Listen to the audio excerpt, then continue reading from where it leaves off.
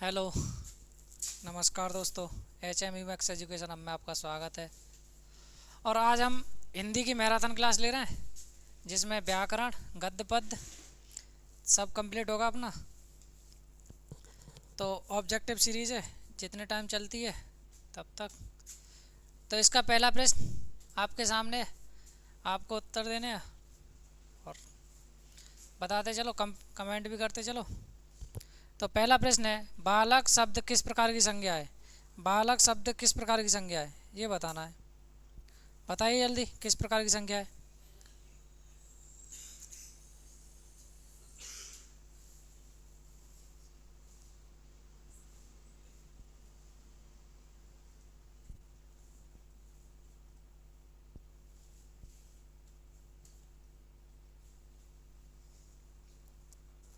बालक शब्द में किस प्रकार की संज्ञा है?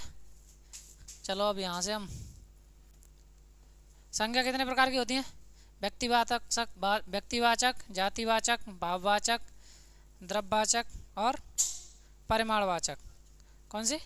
परिमाणवाचक। तो इसमें कौन सी होगी? जातिवाचक होगी या व्यक्तिवाचक होगी या भाववाचक होगी या द्रव्यवाचक होगी? जाति का व्यक्तिवाचक क्या है? एक पर्सनल व्यक्ति के लिए। व्यक्तिवाचक किसके लिए आती है? पर्सनल व्यक्ति। जातिवाचक एक समूह के लिए, जैसे कि बालकों का क्या है? समूह। तो उसे क्या बोलेंगे? बालक ही बोलेंगे, तो उसे की जाति हो गई। या नदियों का समूह, तो वो भी हो गए। जैसे आर्मी, आर्मी क्या है? एक जाति हो गई। भाववाचक, जिससे क्या हो? भाव प्रकट हो। द्रव्यवाचक, जिसमें द्रव्य वगैरह हो। हमारा आता है दूसरा प्रश्न, गंगा कौन सी संज्ञा है? गंगा कौन सी संज्ञा है? जातिवाचक है, भाववाचक है, व्यक्तिवाचक है या समूहवाचक है? बताइए। गंगा क्या है? या तो किसी व्यक्ति विशेष का नाम हो, मान लो, या फिर क्या हो? नदी का नाम भी क्या है? गंगा। एक गंगा नदी है जो हमारी क्या है? पवित्र नदी है। तो वो क्या हो जाएगी? जातिवाचक नहीं होगी। क्या नहीं होगी? भाववाचक भी नहीं होगी। कौन सी हो जाएगी? व्यक्तिवाचक। गंगा क्या है? व्यक्ति विशेष के लिए क्या है? नाम है। तो हमारा ऑप्शन कौन सा हो जाएगा? व्यक्तिवाचक। मिठास किस प्रकार की संज्ञा है? मिठास में संज्ञा बताओ किस प्रकार की है? भाववाचक, व्यक्तिवाचक, जातिवाचक या द्रव्यवाचक? कौन सी है? मिठास। मिठास में क्या होती है? मीठा होता है। तो ये क्या हो गया? भाव हो गया उसका। तो इसमें कौन सा हो जाएगा हमारा? भाववाचक संज्ञा। कौन सी हो जाएगी? भाववाचक संज्ञा। वे कौन सा सर्वनाम है? वे में कौन सा सर्वनाम है? बताओ, वे कौन सा सर्वनाम है? पुरुषवाचक या निजवाचक, संबंधवाचक या प्रश्नवाचक? बताइए। पुरुषवाचक सर्वनाम होगा। क्यों? पुरुषवाचक सर्वनाम क्यों नहीं होगा? या निजवाचक? निजवाचक सर्वनाम कौन से होते हैं? जो स्वयं के लिए।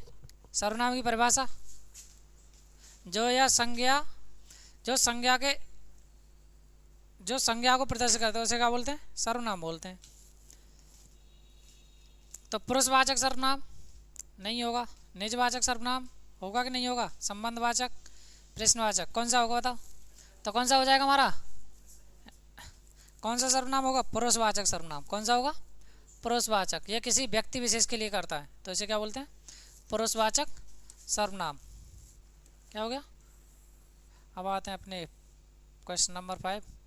जो पढ़ेगा वही बढ़ेगा, जो क्या है? जो क्या है? एक पुरुषवाचक सर्वनाम है, संबंधवाचक सर्वनाम है या संकेतवाचक सर्वनाम है? बताइए कौन सा है? जो पढ़ेगा मतलब जो पढ़ेगा वही बढ़ेगा। संकेतवाचक कैसे होगा? जैसे जो है, जो किसके लिए है? जो पढ़ेगा वही क्या होगा? पास होगा। तो क्या हो जाएगा? संबंध दिखा रहा है, नहीं दिखा रहा? अगर संबंध दिखा रहा है तो कौन सा हो जाएगा? संबंधवाचक सर्वनाम। कौन सा हो जाएगा? संबंधवाचक सर्वनाम। अब आ जाओ अपने अगले प्रश्न पर। प्रश्न नंबर 6।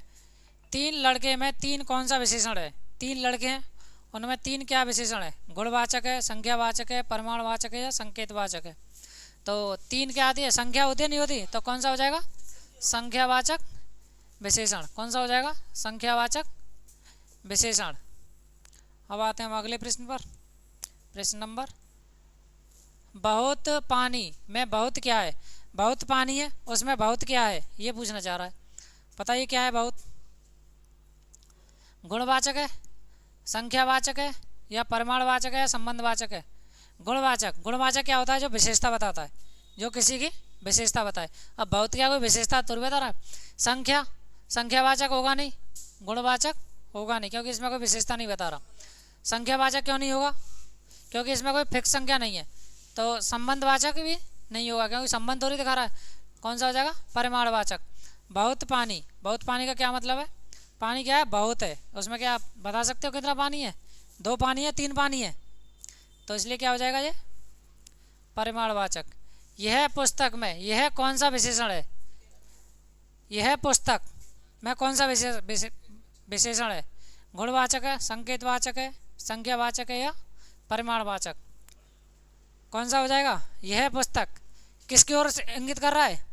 पुस्तक की ओर। तो क्या हो जाएगा? संकेतवाचक। क्या हो जाएगा?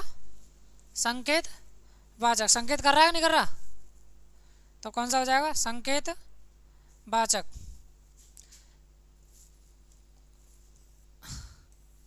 सुंदर फूल में क्या है? सुंदर क्या है? सुंदर क्या है? सुंदर में क्या है? गुण बता रहा है ना। सुंदर फूल, फूल की क्या बता रहा है? विशेषता बता रहा है। फूल कैसा है? सुंदर है। तो क्या कौन सा हो जाएगा हमारा? ऑप्शन नंबर ए, गुणवाचक। कौन सा? गुणवाचक। कितने छात्र आए? कितने छात्र आए में कौन सा विशेषण है? कौन सा विशेषण है बताओ? प्रश्नवाचक, गुणवाचक, संकेतवाचक।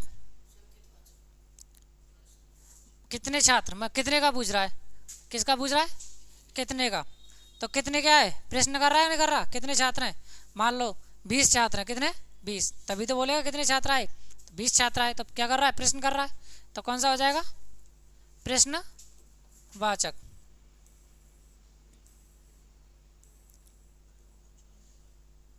राम पढ़ रहा है, क्रिया का काल बताइए। राम पढ़ रहा है, कौन सी क्रिया है इसमें? पढ़ रहा है, मतलब पढ़ रहा है। प्रेजेंट में पढ़ रहा है या पढ़ चुका है? क्या? पढ़ रहा है। अगर पढ़ चुका होगा तो कौन सी हो जाएगी? भूतकाल। पढ़ चुका होगा। राम पढ़, नहीं, राम पढ़ चुका था, तो कौन सी हो जाएगी? और राम पढ़ेगा, भविष्यकाल। राम पढ़ेगा तो भविष्यकाल। तो इसमें कौन सा हो जाएगा हमारा? वर्तमान काल। ऑप्शन कौन सा हो जाएगा? Option number C. Option C. वह जाएगा, यह कौन सा काल है? वह जाएगा। भूतकाल, भविष्यकाल, वर्तमान काल, आज्ञार्थक। तो क्या हो जाएगा? भविष्यकाल। जाएगा, पता नहीं कब जाएगा। सीता ने भोजन बनाया। सीता ने क्या बनाया? भोजन बनाया। तो इसमें क्रिया कौन सी है? क्रिया का काल बताइए। काल कौन सा काल है? भोजन बनाया, मतलब पहले बना के रख चुकी है। तो कौन सा हो जाएगा हमारा इसमें? ऑप्शन नंबर ए, भूतकाल। खाया किस प्रकार की क्रिया है?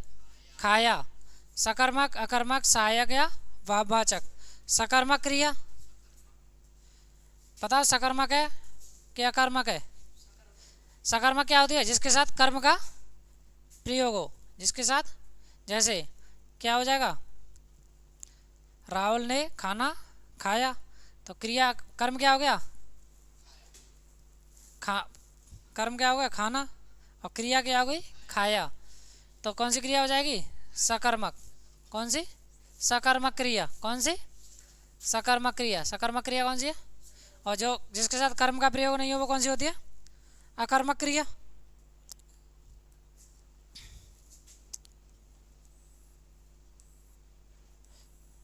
सोना, सोना किस प्रकार की क्रिया है? सोना किस प्रकार की है बताइए? संयुक्त क्रिया। इसके साथ बताओ क्या संयुक्त हो रहा है? या सकर्मक है? कौन सी हो जाएगी? अकर्मक क्रिया। इसके साथ क्या है? किसी कर्म का प्रयोग नहीं हो रहा। राम ने फल खाया। राम ने क्या खाया? फल खाया। कौन सा कारक है? कारक बताना है। ने कौन सा कारक है? ने में कौन सा कारक है? कर्ता ने। ये तो क्या हो गए? कारक। और ये क्या हो गया? कारक चिन्ह। कारक कर्ता ने कर्म को, ऐसे ही बोलते हैं, कर्ता ने कर्म को करण से अपादान के लिए संप्रदान। तो सीता को बुलाओ को कौन सा कारक है? सीता को बुलाइए। तो कर्ता ने कर्म को, तो कौन सा कारक हो जाएगा? कर्म कारक। कौन सा कारक? कर्म कारक।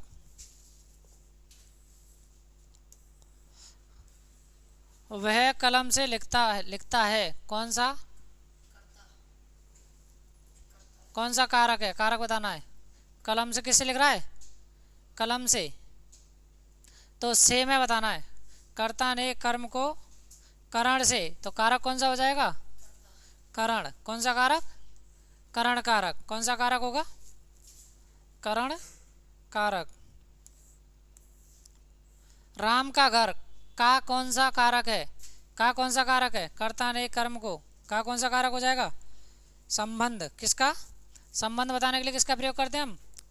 का प्रयोग करते हैं। तो का में कौन सा होगा? संबंध कारक। पेड़ पर पक्षी बैठा है, पर कौन सा कारक है? पर कौन सा कारक है?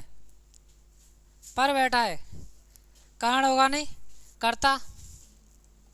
भाई कर्ता कारक नहीं होगा, कर्ता ने आता तो कर्ता। कर्म, कर्ता ने कर्म को भी नहीं है। करण से, तो कौन सा कारक हो जाएगा? अधिकरण कारक। कौन सा? अधिकरण कारक। राजपुत्र में कौन सा समास है? राजपुत्र में कौन सा समास है, ये बताना है। राजपुत्र, राजा का पुत्र, क्या हो जाएगा? राजा का पुत्र। तो कौन सा समास होता है? कौन सा होता है? तत्पुरुष समास। कौन सा? तत्पुरुष समास। नील कमल में कौन सा समास है? नील कमल में समास बताओ। नील कमल, नीला है जो कमल, नील कमल का क्या मतलब हो जाएगा? नीला है जो कमल। तो इसमें किसकी विशेषता दिखा रहा है? नीला, नीला बता रहा है ना। कमल कैसा है? नीला। तो कौन सा कारक हो जाएगा? कर्म। कर्म प्रधान। कौन सा है? कर्म प्रधान। तो कौन सा कारक हो जाएगा? कर्म धार्य। राम लक्ष्मण में कौन सा समास है? राम लक्ष्मण में कौन सा समास हो जाएगा? राम और लक्ष्मण। क्या होगा? राम और लक्ष्मण। राम और लक्ष्मण। तो राम और लक्ष्मण, तो कौन सा हो जाएगा? द्वंद्व समास। कौन सा हो जाएगा? द्वंद्व समास। क्या हो जाएगा? द्वंद्व समास। चलो अब जल्दी जल्दी पढ़ते हैं। चक्रपाणी में कौन सा समास है? चक्रपाणी का क्या मतलब है? जिसके हाथ में चक्र है, मतलब कोई दूसरा अर्थ दिखाए। जिसके हाथ में कोई चक्र है, तो क्या कौन होता है? विष्णु। कौन होता है? विष्णु भगवान। तो विष्णु भगवान, तो कौन सा समास हो जाएगा? बहुब्रीय समास। जिसमें किसी बात को बढ़ा चढ़ाकर बोला जाता है, उसे क्या बोलते हैं? बहुब्रीय समास। या कोई दूसरा अर्थ। प्रतिदिन में कौन सा समास है? प्रतिदिन। प्रतिदिन का मतलब क्या होगा? प्रत्येक दिन। प्रत्येक दिन। प्रत्येक दिन या प्रति दिन। कौन सा समास होगा? अव्ययी भाव समास। अव्ययी भाव समास। अव्ययी भाव समास। बताइए, देवधन इंद्र का संधि रूप है, या इसकी क्या बतानी है हमें? शुद्ध शुद्ध बताना है, इसका संधि क्या होगी। इसे ऐड करेंगे, कौन सा वाला होगा? देवेंद्र। देवेंद्र, देवेंद्र। कौन सा होगा? देवेंद्र। पहला वाला या दूसरा वाला या तीसरा वाला? या तीसरा वाला भी सही है और पहला वाला भी सही है, दोनों एक ही है। तो कौन सा ऑप्शन हो जाएगा हमारा? ए और सी। ए सी। गिरिधन ईश का संधि रूप है। गिरी का संधि रूप लिखो, बताइए कौन सा होगा? कौन सा सही है संधि रूप? गिरिरूस। गिरिधन ईश, बताइए। गिरीश। कौन सा हो जाएगा? गिरीश। तो ऑप्शन ए। कैसे लिखते हैं? धन बड़ी बराबर क्या हो जाता है? बड़ी। छोटी धन बड़ी बराबर बड़ी। सत धन गुण का संधि विच्छेद संधि रूप है सत धन गुण। सतगुण या सदगुण, कौन सा होगा? सदगुण। ता किस में बदल जाता है? दा में बदल जाता है। किस में बदल जाता है? धा में। तो कौन सा हो जाएगा? सद गुण। कौन सा होगा? सद गुण। राजा धन ऋषि, क्या होगा? राजा धन ऋषि। संधि विच्छेद, तो संधि करेंगे तो इसका क्या होगा? राजसी, राजसी। लोक धन हित, लोक धन हित, कौन सी संधि है? संधि रूप बताइए। लोकोहित, लोकहित, लोकाहित या लोकहित, बताइए कौन सा होगा? लोकहित। कौन सा हो जाएगा? लोकहित। बी। लोकहित नहीं हित, इसमें क्या है? हित, ये हित। मैं विद्यालय जाता हूँ, यह वाक्य है, कैसा वाक्य है? संयुक्त वाक्य है, मिश्र वाक्य है, सरल वाक्य है या अज्ञार्थक वाक्य है? कैसा है? मैं विद्यालय जा रहा हूँ, तो इससे क्या हो रहा है? हमारा पूरा भाव प्राप्त हो रहा है। कहाँ जा रहा हूँ? विद्यालय जा रहा हूँ, तो कैसा हो जाएगा? सरल वाक्य। कैसा हो जाएगा? सरल वाक्य। कैसा होगा? सरल वाक्य। जो मेहनत करता है वही सफल होता है, यह वाक्य है, कैसा वाक्य बताओ? जो मेहनत करता है वही सफल होता है, कैसा होगा? इसमें क्या होगा? दो वाक्य हो गए, दो या दो से अधिक वाक्य एक साथ मिले तो उसे क्या बोलते हैं? मिश्र वाक्य। कौन से बोलते हैं? मिश्र वाक्य। आश्रित उपवाक्य, क्या इसमें क्या हो? आश्रित उपवाक्य हो, क्या? आश्रित उपवाक्य हो। आश्रित, ये पहला वाला, वो दूसरा वाला किस पे आश्रित है? पहले वाले पर।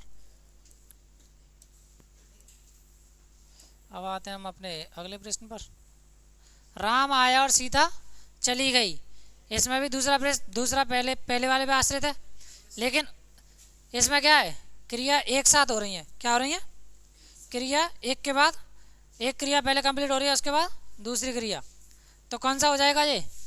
उसके तुरंत बाद क्रिया हो तो उसे क्या बोलते हैं? संयुक्त वाक्य। कौन सा बोलते हैं? संयुक्त वाक्य। कितना सुंदर दृश्य है, यह वाक्य है, कैसा वाक्य है? ये बताना है। कितना सुंदर दृश्य, ये बताना है। विधानवाचक, आज्ञार्थक, विस्मयादिबोधक या प्रश्नवाचक, कौन सा हो जाएगा? विस्मयादि बोधक। कौन सा हो जाएगा? विस्मयादि बोधक वाक्य। विस्मयादि बोधक वाक्य। क्या तुम खेलोगे, वाक्य में बताओ। प्रश्नवाचक, क्या हो जाएगा? प्रश्नवाचक। कौन सा हो जाएगा? प्रश्नवाचक। नाक कटना का अर्थ है, नाक कटना का अर्थ बताओ क्या है? चोट लगना, अपमान होना, डर जाना, हार जाना। क्या होगा? अपमान होना, अपमान। आंखों का तारा का अर्थ है, आंखों का तारा का मतलब क्या है? प्रिय व्यक्ति, प्रिय व्यक्ति। दांत खट्टे करना का अर्थ है, दांत खट्टे करना का अर्थ है भोजन करना, पराजित करना, हंसना, रोना। तो कौन सा हो जाएगा? पराजित करना। हाथ मलना का अर्थ है, हाथ मलना का अर्थ बताइए क्या है? खुशी मनाना, पछताना, जीतना, डरना। क्या होता है? पछताना। चार चांद लगना, चार चांद का अर्थ क्या है? चार चांद का अर्थ बताओ। सुंदर बनना, सुंदर बनना। चंदा मुस्कुराया में कौन सा अलंकार है? कौन सा अलंकार है बताओ? अलंकार बताना है। चंदा मुस्कुराया में कौन सा अलंकार है? हैं? कौन सा है? उपमा के रूपक के मानवीकरण। बताइए कौन सा अलंकार है? कौन सा है? मानवीकरण अलंकार है। क्यों है? क्योंकि चंदा को मानव के अनुसार दिखाया गया है। किसके अनुसार? मानव के, इसलिए इसमें कौन सा अलंकार होगा? मानवीकरण अलंकार। सा शब्द का प्रयोग किस अलंकार में होता है? सा शब्द का प्रयोग किस अलंकार में होता है? इसमें होता है सा या जैसा। सा या जैसा शब्द मिल जाए तो उसमें कौन सा अलंकार होगा? उपमा अलंकार कौन सा होगा? उपमा अलंकार कौन सा अलंकार होगा? उपमा अलंकार। वीर रस का स्थायी भाव बताइए। वीर रस का स्थायी भाव क्या होता है? शोक। शोक नहीं होता। शोक तक किसका होता है? करुण रस का। उत्साह। उत्साह क्या होती है? वीर रस। वीर रस में किसका होता है? उत्साह का भाव होता है, स्थायी भाव। करुण रस का स्थायी भाव बताइए। करुण रस का स्थायी भाव क्या हो जाएगा? शोक। करुण रस का स्थायी भाव क्या हो जाएगा? शोक। अनुप्रास में किसकी आवृत्ति होती है? अनुप्रास जो अलंकार है उसमें आवृत्ति किसकी होती है? वर्ण की होती है या शब्द की होती है, अर्थ की होती है या वाक्य की होती है? किसकी होती है? वर्ण की। किसकी होती है? वर्ण की आवृत्ति होती है। किसकी? वर्ण की। विद्यालय में उपसर्ग बताइए। विद्यालय में उपसर्ग।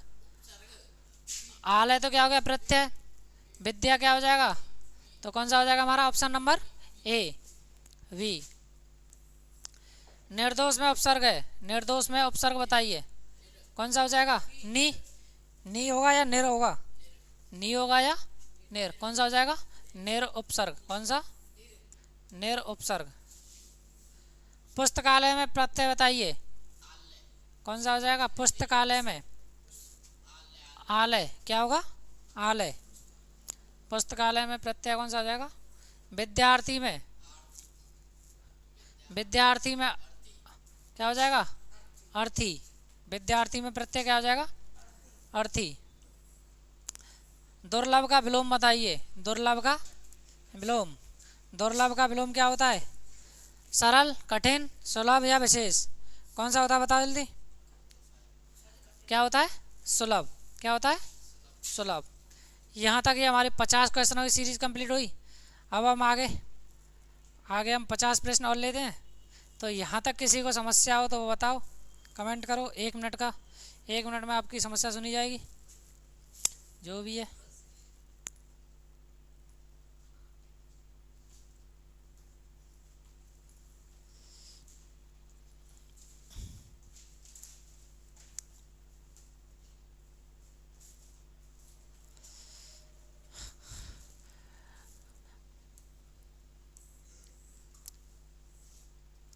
ईदगाह कहानी के मुख्य पात्र का नाम बताइए। जो ईदगाह कहानी है वो किसकी है? ईदगाह कहानी किसकी है? मुंशी प्रेमचंद। किसकी है? प्रेमचंद की। इस कहानी में इस कहानी का मुख्य पात्र कौन है? हमीद है, मोहसिन है, महमूद है? कौन है? कौन होगा? हमीद। क्या होगा? हमीद। इस कहानी का मुख्य पात्र कौन है? हमीद। ये क्वेश्चन हम जल्दी जल्दी करेंगे। हमीद मेले में किसके साथ गया था? हमीद मेला देखने किसके साथ गया था? दादी के साथ? दादी के साथ नहीं गया, चाचा के साथ भी नहीं गया, अकेले भी नहीं गया, दोस्तों के साथ। दादी से तो क्या लेके गया? पैसे लेके गया था।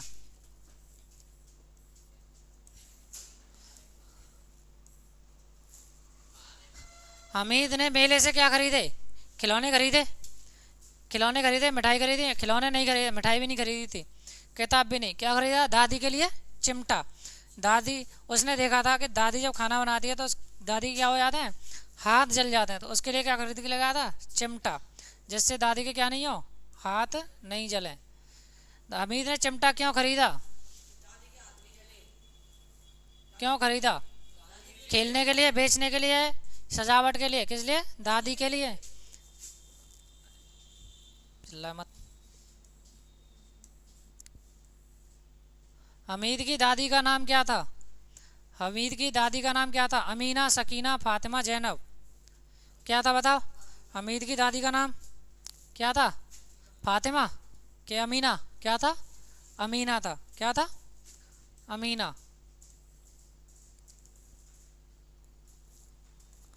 दो बैलों की कथा के नाम बताइए। दो बैलों के नाम क्या थे? दो बैलों की कथा थी। क्या थी? दो बैलों की कथा। उन बैलों के नाम क्या थे? हीरा और मोती। क्या थे? हीरा और मोती। बैल किस किसान के थे? मोहन के थे, रामू के थे, झूरी के थे या धनिया के थे? किसके थे? झूरी के। किसके? झूरी। झूरी नामक किसान के बैल थे। बैलों को कहाँ बेचा गया था? बैलों को कहाँ बेचा गया कसाई को? दूसरे गांव में, शहर में, मेले में? दूसरे गांव में। कहाँ बेचा गया था? दूसरे गांव में। इस प्रश्न को करो, शुरू कर। तो बैल वापस क्यों लौट आए? रास्ता भूल गए थे इसलिए, या भूख लगी थी इसलिए, या मालिक से प्रेम था इसलिए, या डर गए? किस लिए? मालिक से प्रेम था इसलिए क्या हो गए? बैल वापस लौट आए। कहानी का मुख्य संदेश क्या है? धन का महत्व, प्रेम और निष्ठा, साहस या बुद्धिमानी? क्या है? प्रेम और निष्ठा, क्योंकि मालिक का प्रेम था किसके साथ? बैलों के साथ। तो बड़े भाई साहब कहानी का लेखक कौन है? बड़े भाई साहब कहानी का लेखक बताइए कौन है? कौन है? प्रेमचंद, निराला, परसाई या बच्चन? कौन है? प्रेमचंद। कौन है? प्रेमचंद। बड़े भाई कितने वर्ष बड़े थे? बड़े भाई कितने वर्ष बड़े थे? बताइए कितने वर्ष बड़े थे? 2 वर्ष, 3 वर्ष, 5 वर्ष, 7 वर्ष? कितने वर्ष बड़े थे? 5 वर्ष बड़े थे। कितने थे? 5 वर्ष बड़े थे। छोटे भाई की रुचि किसमें थी? छोटे भाई की रुचि किसमें थी? पढ़ाई में, खेलकूद में, खेती में या व्यापार में? किसमें थी बताइए? खेलकूद में। किसमें थी? छोटे भाई की रुचि किसमें थी? खेलकूद में।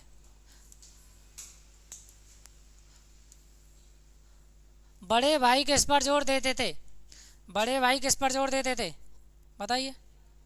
खेल पर, अनुशासन और पढ़ाई पर, व्यापार और संगीत? किस पर देते थे? अनुशासन और पढ़ाई पर। कहानी का भाव क्या है? कहानी का क्या भाव है ये बताना है। क्या है इसमें? क्या दिख रहा है? हास्य दिख रहा है। क्या दिख रहा है? हास्य दिख रहा है। क्या दिख रहा है?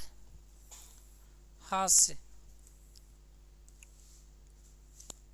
पंच परमेश्वर कहानी के मुख्य पात्र कौन है?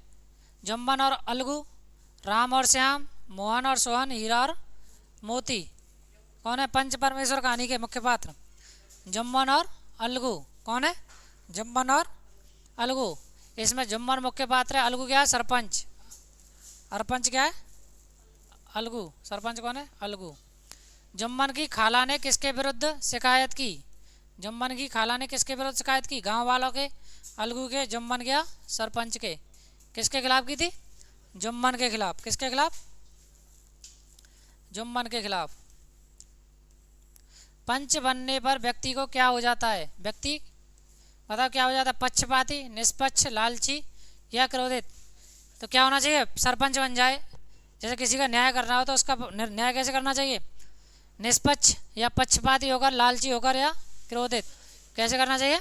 निष्पक्ष। कहानी का मुख्य संदेश क्या है? कहानी का मुख्य संदेश क्या है? मित्रता, धन, न्याय, साहस? क्या है? न्याय। क्या है?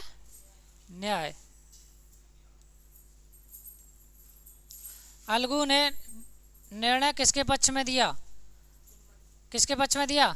जम्बन, खाला, स्वयं या गांव? किसके पक्ष में दिया था बताओ? हैं? जम्बन।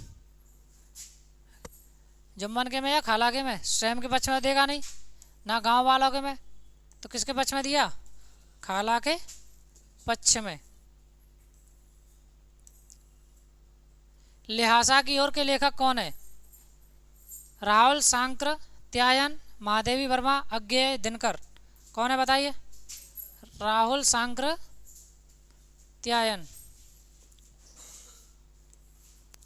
ल्हासा कहाँ स्थित है? ल्हासा कहाँ स्थित है? नेपाल में। कहाँ पर है? नेपाल में। ल्हासा कहाँ है? नेपाल में। लेखक किस उद्देश्य से यात्रा कर रहे थे? व्यापार के से, अध्ययन के से या मनोरंजन के से या राजनीति के से? किसके से कर रहे थे? अध्ययन के लिए। किस लिए? अध्ययन के लिए। यात्रा का वर्णन कैसा है? ऐतिहासिक है, काल्पनिक है, यात्रा वृतांत है या नाटक है? कैसा है बताओ? यात्रा वृतांत। यात्रा वृतांत का मतलब क्या है? जो यात्रा में उन्होंने देखा, लेखक ने जो देखा था वही क्या है इसमें? वर्णन है, उसी का वर्णन दिया गया है। लेखक का स्वभाव कैसा था? लेखक का स्वभाव कैसा था? डरपोक था, साहसी था, आलसी था, क्रोधित था? कैसा था? आलसी? कैसा था? साहसी था। कैसा था? साहसी। प्रेमचंद का वास्तविक नाम क्या था? जो मुंशी प्रेमचंद थे उनका वास्तविक नाम क्या था? धनपत राय, हरिवंश राय, सूर्यकांत या मैथिली शरण? क्या था? धनपत राय। वास्तविक नाम क्या था? धनपत राय। प्रेमचंद को किस नाम से जाना जाता है? किस नाम से जाना जाता है? उपन्यास सम्राट, कवि सम्राट, कहानीकार या महाकार? महाकवि। महाकवि। बताओ किस नाम से जाना जाता है? किस नाम से? कवि सम्राट नहीं जाना जाता, कहानीकार नहीं जाना जाता, महाकवि तो किसके नाम से जाना जाएगा? उपन्यास सम्राट के नाम से। उपन्यास सम्राट के नाम से। गद्य का अर्थ बताइए। गद्य का अर्थ क्या है? छंदबद्ध रचना। छंदबद्ध रचना किसकी होती है? पद्य की होती है। गाने योग्य रचना, ये भी पद्य की। कविता भी पद्य की। तो साधारण भाषा में लिखी रचना क्या होती है? गद्य का। कहानी का मुख्य तत्व क्या है? कहानी का मुख्य तत्व क्या है? रस। रस किसका होता है? कहानी का नहीं होता, गद्य का होता है। किसका? पद्य का। ये नहीं होगा, छंद भी नहीं होगा, अलंकार भी। तो कहानी का क्या होगा? कथानक। क्या होगा? कथानक। निबंध किस प्रकार की रचना है? निबंध किस प्रकार की है? पद्य है, गद्य है, नाटक है या गीत है? किस प्रकार की रचना है? निबंध। कैसी है? गद्य। क्या है? गद्य है। तो गद्यांश का मुख्य विचार क्या कहलाता है? बताइए। गद्यांश का मुख्य विचार क्या कहलाता है? मुख्य विचार शीर्षक कहलाता है, सारांश कहलाता है, भावार्थ कहलाता है, कथानक कहलाता है? क्या कहलाता है? मुख्य विचार क्या कहलाएगा? भावार्थ। क्या कहलाएगा? भावार्थ। भावार्थ का मतलब क्या है? जो लास्ट में हम लिखते हैं उसका पूरे का अर्थ। गद्यांश में प्रयुक्त भाषा शैली, भाषा कैसी होती है? कैसी होती है? अलंकारिक, सरल, कठिन, संस्कृतनिष्ठ? कैसी होती है गद्यांश में? सरल भाषा। कैसी होती है? सरल भाषा। लेखक का उद्देश्य क्या होता है? किसमें? गद्यांश में। लेखक का उद्देश्य क्या होता है? ये बताओ जल्दी से। लेखक का उद्देश्य क्या होता है? तो बेटा ये बताओ, लेखक का उद्देश्य क्या होता है? मनोरंजन होता है, संदेश देना होता है, शिक्षा देना होता है, उपरोक्त सभी? तो कौन सा हो जाएगा हमारा? उपरोक्त सभी। कौन सा होगा? उपरोक्त सभी। चलो अब जल्दी जल्दी प्रश्न करते हैं जो भी है। संवाद का अर्थ क्या है? वर्णन, बातचीत, लेख, कहानी? क्या होता है संवाद का? संवाद का मतलब क्या हो? एक दूसरे की भाषा को समझना ही क्या कहलाता है? संवाद कहलाता है। तो क्या हो जाएगा? बातचीत। पात्रों की संख्या कहानी में क्या कहलाती है? पात्रों की संख्या कहानी में क्या कहलाती है? कथानक, चरित्र चित्रण, पात्र संख्या, संवाद? गलत है पहला भी गलत। तो कौन सा हो जाएगा हमारा? चरित्र चित्रण। क्या कहलाएगा? चरित्र चित्रण। ईदगाह में हमीद की उम्र लगभग कितनी थी? लगभग कितनी थी? 4 से 5 वर्ष। कितनी थी? 4 से 5 वर्ष। दो बैलों की कथा में बैल किसका प्रतीक है? आलस्य, वफादारी, क्रोध, धन? किसका है? वफादारी का। किसका? वफादारी। बड़े भाई साहब किस शैली में लिखी गई है? बड़े भाई साहब किस शैली में लिखी गई है? ये बताना है। बताइए किस शैली में लिखी गई है? हास्य व्यंग, वीर, करुण या भयानक? किस शैली में लिखी गई है? हास्य और व्यंग में। हास्य और व्यंग शैली में लिखी गई है। पंच परमेश्वर किसका रूप माना गया है? पंच परमेश्वर किसका रूप माना गया है? गुरु का, राजा का, परमेश्वर का, मित्र का? किसका माना गया है? पंच परमेश्वर। किसका? परमेश्वर का। किसका? परमेश्वर का। ल्यासा ल्यासा की ओर किस प्रकार की रचना है? ल्यासा की ओर किस प्रकार की रचना है? ये बताना है। जल्दी बताओ। ल्यासा की ओर किस प्रकार की रचना है? कहानी, निबंध, यात्रा वृतांत या जीवनी? क्या है बताओ? यात्रा वृतांत। कहाँ पर किसने लेकर कहाँ गया था? नेपाल घूमने। क्या तो क्या है ये? यात्रा वृतांत। कहानी में स्थान और समय का वर्णन क्या कहलाता है? बताइए। वातावरण, संवाद, शीर्षक, रस, क्या कहलाता है? वातावरण। क्या कहलाता है? वातावरण। क्या कहलाता है? वातावरण। कहानी का अंत क्या कहलाता है? आरंभ, मध्य, उपसंहार, प्रस्तावना। प्रस्तावना तो हमारे शुरुआत में प्रारंभ होती है, मध्य बीच में, आरंभ होता ही है, तो कौन सा हो जाएगा? उपसंहार। लेखक के विचार प्रकट करने का माध्यम क्या है? लेखक के विचारों को प्रकट करने का माध्यम क्या है? पात्र है, कथानक है, संवाद है, या सभी? तो पात्र भी होते हैं, कथानक भी होते हैं, संवाद भी होते हैं, तो ऑप्शन कौन सा हो जाएगा हमारा? सभी। गद्य की भाषा कैसी होनी चाहिए? गद्य की भाषा शैली कैसी होनी चाहिए? जटिल, स्पष्ट और सरल, कठिन, अलंकारिक। तो कैसे होनी चाहिए? स्पष्ट और सरल। स्पष्ट और। कहानी में समस्या का समाधान किस भाग में होता है? आरंभ में, मध्य में, अंत में। कहाँ पर होता है? अंत में। जैसे आप मूवी वगैरह देखते हो तो जो विलेन होता है वो कब समाप्त होता है? एंड में। तो कहानी कहाँ खत्म होती है? एंड में ही। तो ईदगाह किस त्यौहार पर आधारित है? ईदगाह किस त्यौहार पर आधारित? दिवाली पर, होली पर? दिवाली पर नहीं है, होली पर नहीं है, रक्षाबंधन नहीं है, तो कौन सा हो जाएगा हमारा? ईद। कौन सा हो जाएगा हमारा? ईद। दो बैलों की कथा किस प्रकार की है? कहानी है। दो बैलों की कथा किस प्रकार की कहानी है? ऐतिहासिक है। इसमें इतिहास का तो कोई वर्णन है नहीं, तो ऐतिहासिक नहीं होगी। पशु आधारित है। इसमें पशु का वर्णन है, पशु का वर्णन है, लेकिन पशु क्या है? एक प्रकार का पात्र रखा गया है, लेकिन पशु, इसलिए पशु आधारित भी नहीं है। इसमें क्या है? धार्मिक भी नहीं है। सामाजिक है, क्योंकि इसमें क्या है? सामाजिक भावना का वर्णन किया गया है कि जो मालिक है, मालिक बैलों को बेच देता है, फिर भी मालिक कहाँ जाते हैं? वो बैल कहाँ जाते हैं? मालिक के पास। इसलिए क्या है इसमें? सामाजिक। बड़े भाई साहब में परीक्षा का परिणाम किसके पक्ष में था? बड़े भाई साहब, जो बड़े भाई साहब कहानी थी उसका परीक्षा का परिणाम किसके पक्ष में था? बड़े भाई के में, छोटे भाई के में, दोनों में, कोई नहीं? कौन के पक्ष में होगा? बताओ। बड़ा भाई क्या करता था? पढ़ाई करता था, और छोटा भाई खेलता था, लेकिन परीक्षा का परिणाम किसके पक्ष में गया? छोटे भाई के पक्ष में। ठीक है, छोटे भाई के। पंच परमेश्वर में न्याय किसने किया? पंच परमेश्वर कहानी थी, उसमें न्याय किसने किया? जुम्मन ने। किसने किया था? अलगू ने किया था, खालान ने किया। किसने? गद्य की सबसे प्रमुख विशेषता क्या है? तुकांत, छंद, सरल अभिव्यक्ति, या अलंकार? बताइए क्या है इसमें? क्या है? छंद। सबसे प्रमुख पूछ रहा है, सबसे प्रमुख। तुकांत होता है लेकिन प्रमुख नहीं है। छंद भी। तो सरल अभिव्यक्ति है, जिससे क्या सभी की समझ में आ जाए। तो ये हमारे 100 क्वेश्चन क्या होते हैं? कंप्लीट। अगर आप बोलो तो आगे हम कंटिन्यू करें 50 क्वेश्चन और, या फिर हम नेक्स्ट वीडियो में,